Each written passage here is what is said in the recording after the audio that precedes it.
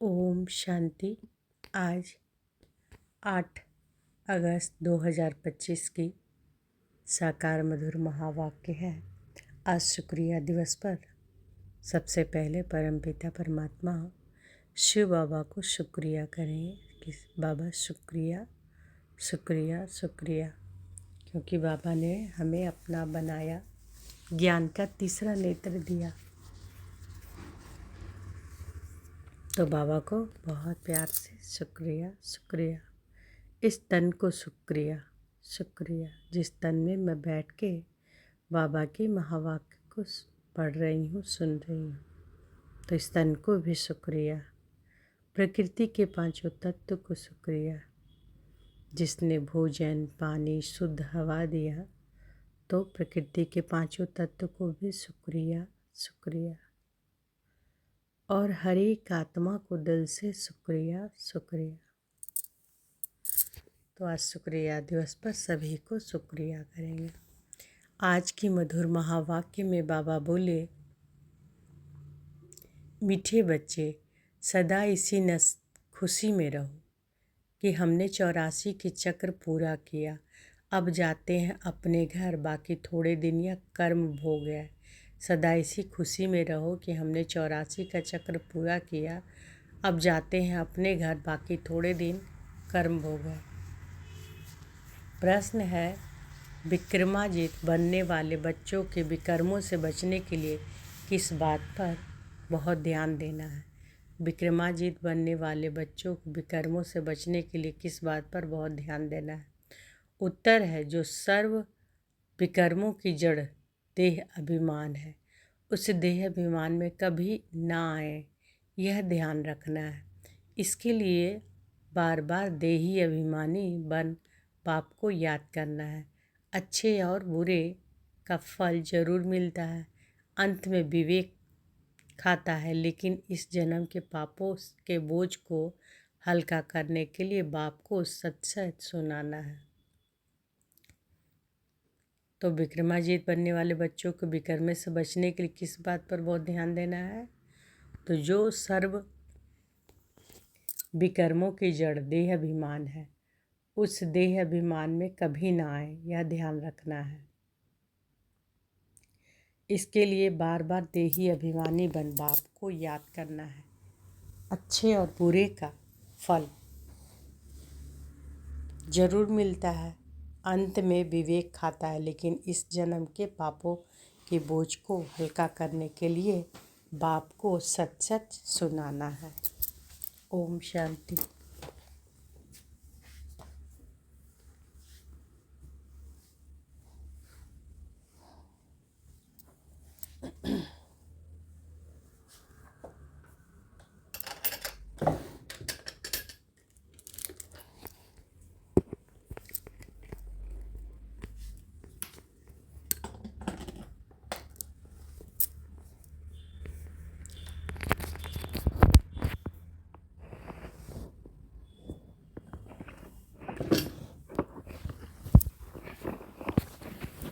आगे बाबा कहते हैं,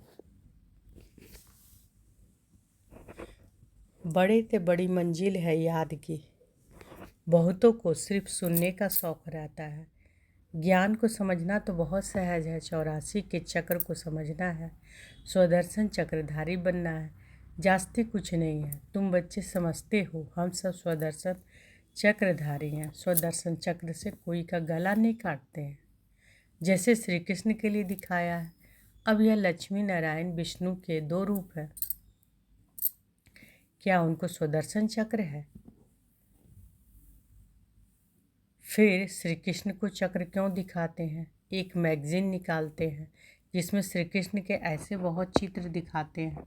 बाप तो आकर तुम्हें राजयोग सिखाते हैं, ना कि चक्र के असुरों का घात करते हैं। असुर उनको कहा जाता है जिनका आसुरी स्वभाव है, बाकी मनुष्य तो मनुष्य है ना।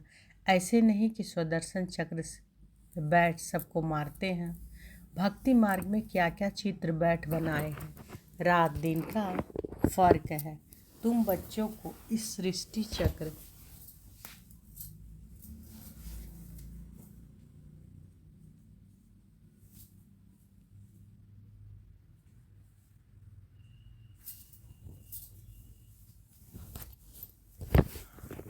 तो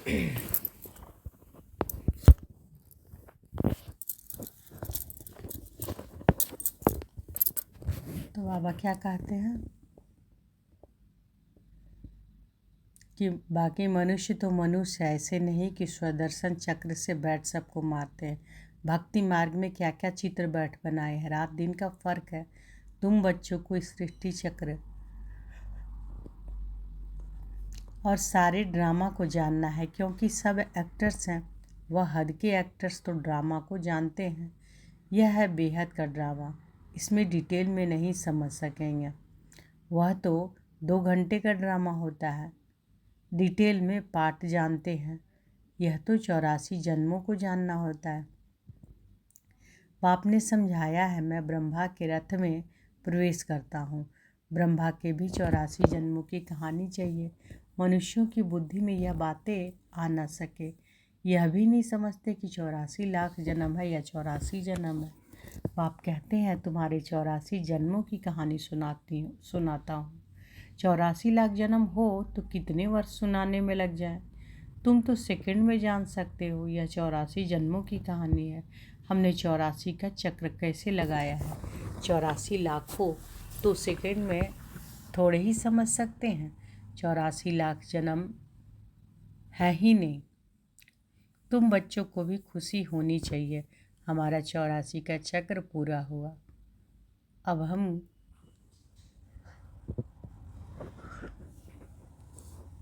अब हम घर जाते हैं। तो बाबा क्या कहते हैं कि तुम बच्चों को खुशी होनी चाहिए कि हमारा 84 का चक्र पूरा हुआ। अब हम घर जाते हैं। बाकी थोड़े दिन यह कर्म भोग है। विकर्म भस्म हो, कर्मातीत अवस्था कैसे हो जाए, इसके लिए यह युक्ति बताई है। बाकी समझाते हैं, इस जन्म में जो भी विकर्म किए हुए वह लिख कर दो और बोझ हल्का हो जाए। जन्म जन्मांतर के विकर्म तो कोई लिख ना सके। विकर्म तो होते आए हैं। जब से रावण राज्य शुरू हुआ तो कर्म विकर्म हो पड़ते हैं। सतयुग में तुम कर्म अकर्म होते हैं। भगवान आज तुमको कर्म अकर्म विकर्म की गति को समझाता हूँ। विक्रमाजीत का संबत लक्ष्मी नारायण से शुरू होता है। सीढ़ी पे बड़ा क्लियर है। शास्त्रों में कोई यह बातें नहीं है। सूर्यवंशी चंद्रवंशी का राज भी तुम बच्चों ने समझा है कि हम ही थे। विराट रूप का चित्र भी बहुत बनाते हैं, परंतु अर्थ कुछ भी नहीं जानते। बाप बिगर कोई समझा नहीं सकते। इस ब्रह्मा के ऊपर भी कोई है ना जिसने सिखाया होगा। अगर कोई गुरु ने सिखाया होता तो उस गुरु का सिर्फ एक शिष्य तो नहीं हो सकता। बाप कहते हैं, बच्चे तुम्हें पतित से पावन, पावन से पतित बनना ही है। यह भी ड्रामा में नूंद है। अनेक बार यह चक्र पास करते ही रहेंगे। तुम हो ऑलराउंड पाठधारी। आदि से अंत तक पाठ और कोई का है नहीं। तुमको ही बाप समझाते हैं। फिर तुम यह समझते हो कि दूसरे धर्म वाले फलाने फलाने समय पर आते हैं। तुम्हारा तो ऑलराउंड पाठ, बाबा कहते हैं कि तुम्हारा तो ऑलराउंड पाठ है। क्रिश्चियन के लिए तो नहीं कहेंगे कि सतयुग में थे। वह तो द्वापर में के भी बीच में आते हैं। वह तो द्वापर के ही भी बीच में आते हैं। यह नॉलेज तुम बच्चों की ही बुद्धि में है। किसको समझा सकते हैं, किसी को भी समझा सकते हैं।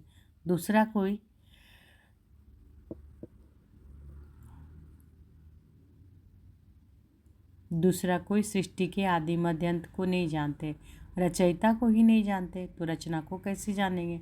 बाबा ने समझाया है, जो राइटियस बातें हैं वह छपाकर एरोप्लेन से सब जगह गिरानी है। वह पॉइंट्स अथवा टॉपिक्स बैठ लिखानी चाहिए। बच्चे कहते हैं काम नहीं है। बाबा कहते हैं, ये सर्विस तो बहुत है। वो यहाँ एकांत में बैठिए, काम करो। जो भी बड़ी बड़ी संस्थाएं हैं, गीता पाठशालाएं आदि हैं, उन सबको जगाना है, सबको संदेश देना है। यह पुरुषोत्तम संगम युग है। जो समझदार होंगे वह झट समझेंगे। जरूर संगम युग पर ही नई दुनिया की स्थापना और पुरानी दुनिया का विनाश होता है। सतयुग में पुरुषोत्तम मनुष्य होते हैं। यहाँ है आसुरी स्वभाव वाले पतित मनुष्य। यह भी बाबा ने समझाया है। कुंभ का मेला आदि जो लगता है बहुत मनुष्य जाते हैं स्नान करने। क्यों स्नान करने जाते हैं? पावन होना चाहते हैं। तो जहाँ जहाँ मनुष्य स्नान करने जाते हैं वहाँ जाकर सर्विस करनी चाहिए। मनुष्यों को समझाना चाहिए यह पानी कोई पतित पावनी नहीं है, तुम्हारे पास चित्र भी हैं। गीता पाठशालाओं में जाकर यह पर्चे बांटने चाहिए।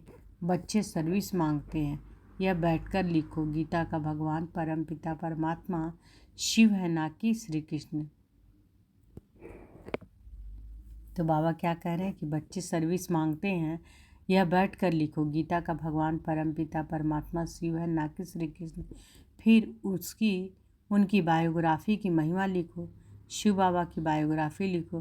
फिर आप ही वह जज करेंगे। यह पॉइंट्स भी लिखनी है कि पतित पावन कौन। फिर शिव और शंकर का भेद भी दिखाना है। शिव अलग है, शंकर अलग है। यह भी बाबा ने समझाया। कल्प 5000 वर्ष का है। मनुष्य 84 जन्म लेते हैं, ना कि 84 लाख।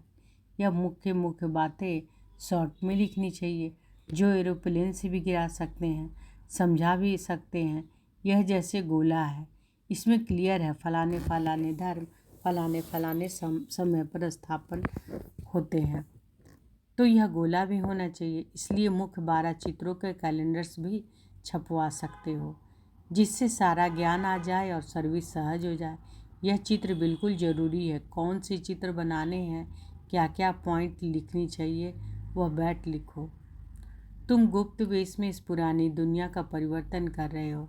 अनून वॉरियर्स हो, तुमको कोई नहीं जानते। बाबा भी गुप्त, नॉलेज भी गुप्त। बाबा भी गुप्त और नॉलेज भी गुप्त। इनका कोई शास्त्र आदि बनता नहीं। और धर्म स्थापक के बाइबल आदि छपते हैं, जो पढ़ते आते हैं। हर एक के छपते हैं। तुम्हारा फिर भक्ति मार्ग में छपता है। अभी नहीं छपना है, क्योंकि अभी तो यह शास्त्र आदि सब खत्म हो जाते हैं। अभी तुमको बुद्धि में सिर्फ याद करना है। बाप के साथ भी बुद्धि में ज्ञान है। बाप के पास भी बुद्धि में ज्ञान है। कोई शास्त्र अभी तुमको बुद्धि में सिर्फ याद करना है। बाप के पास भी बुद्धि में ज्ञान है। कोई शास्त्र आदि थोड़े ही पढ़ते, वह तो नॉलेजफुल है। नॉलेजफुल का अर्थ फिर मनुष्य समझते हैं, सबके दिलों को जानने वाला है। भगवान देखते हैं तब तो कर्मों का फल देते हैं। बाप कहते हैं यह ड्रामा में नींद है। ड्रामा में जो विकर्म करते हैं तो उनकी सज़ा होती जाती है। अच्छे व बुरे कर्मों का फल मिलता है। उनकी लिखत तो कोई है नहीं। मनुष्य समझ सकते हैं जरूर कर्मों का फल दूसरे जन्म में मिलता है। अंत घड़ी विवेक फिर बहुत खाता है। हमने यह पाप किए, सब याद आता है। जैसा कर्म वैसा फल, वैसा जन्म मिलेगा। अभी तुम विक्रमाजीत बनते हो तो कोई भी ऐसा विकर्म नहीं करना चाहिए। बड़े से बड़ा विकर्म है देह अभिमान बनना। बाबा बार बार कहते हैं देही अभिमानी बन। बाप को याद करो, पवित्र तो रहना ही है। सबसे बड़ा पाप है काम कटारी जलाना। यही आदि मध्य अंत दुख देने वाला है। इसलिए सन्यासी भी कहते हैं यह कागविस्ता समान सुख है। वहाँ दुख का नाम नहीं होता, यहाँ दुख ही दुख है। इसलिए सन्यासियों को वैराग्य आता है, परंतु वह जंगल में चले जाते हैं। उन्हों का है हद का वैराग्य, तुम्हारा है बेहद का वैराग्य। यह दुनिया ही छीछी है। सब कहते हैं बाबा आकर हमारे दुख हर कर सुख दो। बाप ही दुख हरता सुख करता है। तुम बच्चे ही समझते हो कि नई दुनिया में इन देवताओं का राज्य था। वहाँ किसी भी प्रकार का दुख नहीं था। जब कोई शरीर छोड़ता है तो मनुष्य कहते हैं स्वर्गवासी हुआ, परंतु यह थोड़े ही समझते हैं कि हम नरक में हैं। हम जब मरे तब स्वर्ग में जाए, परंतु यह भी स्वर्ग में गया व यहाँ नरक में आया।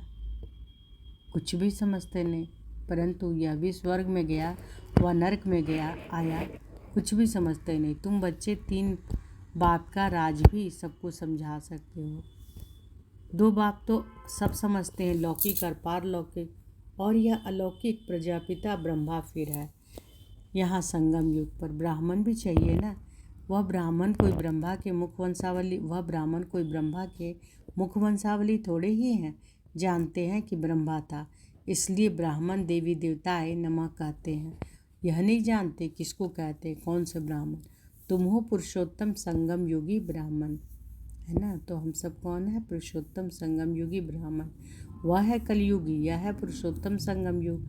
जब तुम मनुष्य देवता बनते हो, देवी देवता धर्म की स्थापना हो रही है, तो बच्चों को सब पॉइंट्स धारण करनी है और फिर सर्विस करनी है।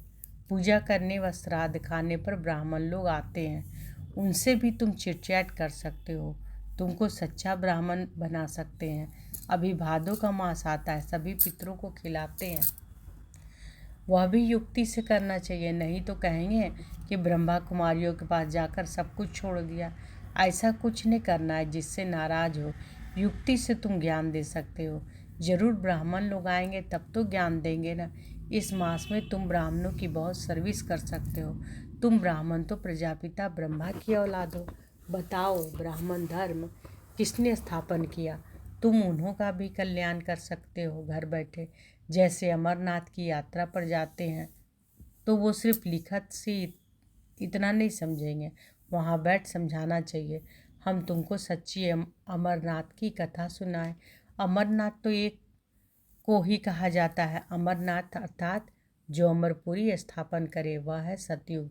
ऐसे सर्विस करना पड़े, वहाँ पैदल जाना पड़ता है। जो अच्छे अच्छे बड़े बड़े आदमी हों उनको जाकर समझाना चाहिए। सन्यासियों को भी तुम ज्ञान दे सकते हो। तुम सारी सृष्टि के कल्याणकारी हो। श्रीमत पर हम विश्व का कल्याण कर रहे हैं। बुद्धि में यह नशा रहना चाहिए। तो बाबा क्या करें? तुम सारी सृष्टि के कल्याणकारी हो। श्रीमत पर हम विश्व का कल्याण कर रहे हैं। बुद्धि में यह नशा रहना चाहिए। अच्छा, मीठे मीठे सिक्के लदे बच्चों प्रति माता पिता बाप दादा का याद प्यार और गुड मॉर्निंग। रूहानी बाप की रूहानी बच्चों को नमस्ते। हम रूहानी बच्चों की रूहानी माता पिता बाप दादा को याद प्यार गुड मॉर्निंग और नमस्ते नमस्ते नमस्ते। शुक्रिया बाबा, शुक्रिया। धारणा के लिए मुख्य सार। पहला, जब एकांत व फुर्सत मिलती है तो ज्ञान की अच्छी अच्छी पॉइंट्स पर विचार सागर मंथन कर लिखना है। जब एकांत व फुर्सत मिलती है तो ज्ञान की अच्छी अच्छी पॉइंट्स पर विचार सागर मंथन कर लिखना है। सबको संदेश पहुंचाने व सबका कल्याण करने की युक्ति रचनी है। दूसरा, विकर्मों से बचने के लिए देही अभिमानी बन बाप को याद करना है। अभी कोई भी विकर्म नहीं करना है। इस जन्म के किए हुए विकर्म बाप दादा को सच सच सुनाने हैं। आज बाबा ने वरदान दिया है तो अनुभव करें। बाबा का वरदानी हाथ हमारे सिर पर है और बाबा ने वरदान दिया, अटल भावी को जानते हुए भी श्रेष्ठ कार्य को प्रत्यक्ष रूप देने वाले सदा समर्थ भव। अटल भावी को जानते हुए भी श्रेष्ठ कार्य को प्रत्यक्ष रूप देने वाले सदा समर्थ भव।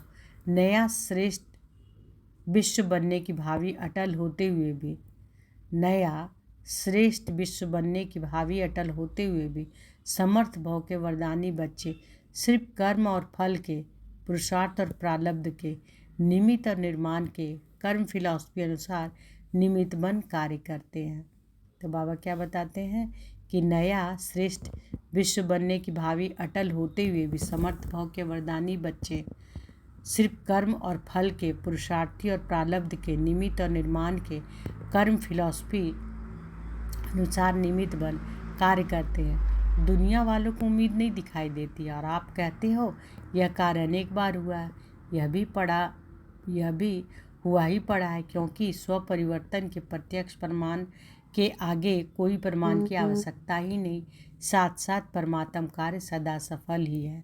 स्लोगन है, कहना कम करना ज़्यादा, यह श्रेष्ठ लक्ष्य महान बना देगा। कहना कम करना ज़्यादा, यह श्रेष्ठ लक्ष्य महान बना देगा। अव्यक्त इशारे है, सहज योगी बनना है तो परमात्म प्यार के अनुभवी बनो। सेवा में व स्वयं की चढ़ती कला में सफलता का मुख्य आधार है एक बाप से अटूट प्यार। सेवा में व स्वयं की चढ़ती कला में सफलता का मुख्य आधार है एक बाप से अटूट प्यार। बाप के सिवाय और कुछ दिखाई ना दे। संकल्प में भी बाबा, बोल में भी बाबा, कर्म में भी बाप का साथ। ऐसी लवलीन स्थिति में रह एक शब्द भी बोलेंगे तो वह स्नेह के बोल दूसरी आत्मा को भी स्नेह में बांध देगी। ऐसी लवलीन आत्मा का एक बाबा शब्द ही जादू मंत्र का काम करेगा। तो आज की मधुर महावाक्य में बाबा क्या बोले? सदा इसी खुशी में रहो कि हमने 84 का चक्र पूरा किया, अब जाते हैं अपने घर, बाकी थोड़े दिन यह कर्म भोग है।